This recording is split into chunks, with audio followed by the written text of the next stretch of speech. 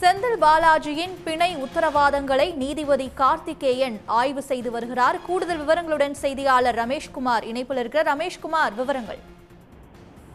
முன்னாள் அமைச்சர் செந்தில் பாலாஜிக்கு உச்சநீதிமன்றம் ஜாமீன் வழங்கியிருந்த நிலையில இன்றைக்கு அவருடைய அந்த வழக்கு விசாரிக்கக்கூடிய சென்னை உயர்நீதிமன்ற வளாகத்தில் இருக்கக்கூடிய அந்த முதன்மை அமர்வு நீதிமன்றத்தில் அதற்கான அந்த சூரிட்டி என்று சொல்லக்கூடிய அந்த இருநபர் சூரிட்டிகளை தயார் செய்து அந்த மேலும் பாஸ்போர்ட்டை சரண் செய்வது உள்ளிட்ட பல்வேறு அந்த நிபந்தனைகளை நிறைவேற்றுவதற்காக அவரது தரப்பு வழக்கறிஞர்கள் தயார் நிலையில் இருந்தார்கள்.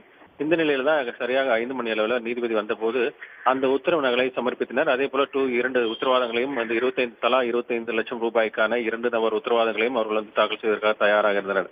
ஆனால் திடீரென நீதிபதி அந்த முதல் நிபந்தனையில அந்த தலா 25 லட்சம் ரூபாய்க்கான அந்த சூரிட்டி என்று சொல்லக்கூடிய அந்த உத்தரவாதத்தை எங்கு தாக்கல் செய்வது, எங்கு நீங்கள் தாக்கல் செய்ய வேண்டும் என்பது குறித்து உச்சநீதிமன்றத்தின் உத்தரவில் தெளிவாக இல்லை.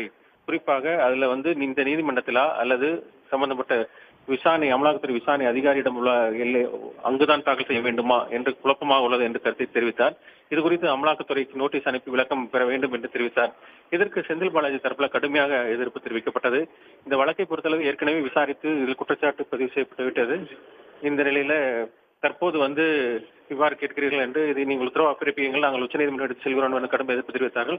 தொடர்ந்து நீதிபதி தற்போது சரி நீங்கள் அந்த அமலாக்கத்துறை வழக்கறிஞர் அழைத்து வாருங்கள், நான் விளக்கம் கேட்கிறேன் என்று கூறி தற்போது அதை ஒத்திவைத்த நிலையில தற்போது அந்த உத்தரவாத பத்திரங்களை எல்லாம் ஆய்வு செய்து அது தொடர்பான பேசி வருகிறார்.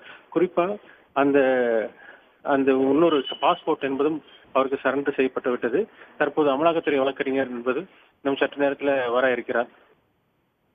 ரமேஷ்குமார், செந்தில் பாலாஜியின் பிணை உத்தரவாதங்களை நீதிபதி தற்பொழுது ஆய்வு மேற்கொண்டு வரக்கூடிய சூழல்ல செந்தில் பாலாஜி தரப்புல என்ன மாதிரியான வாதங்கள் முன்வைக்கப்படுகிறது? அடுத்த கட்ட நகர்வு என்னவாக இருக்கும்?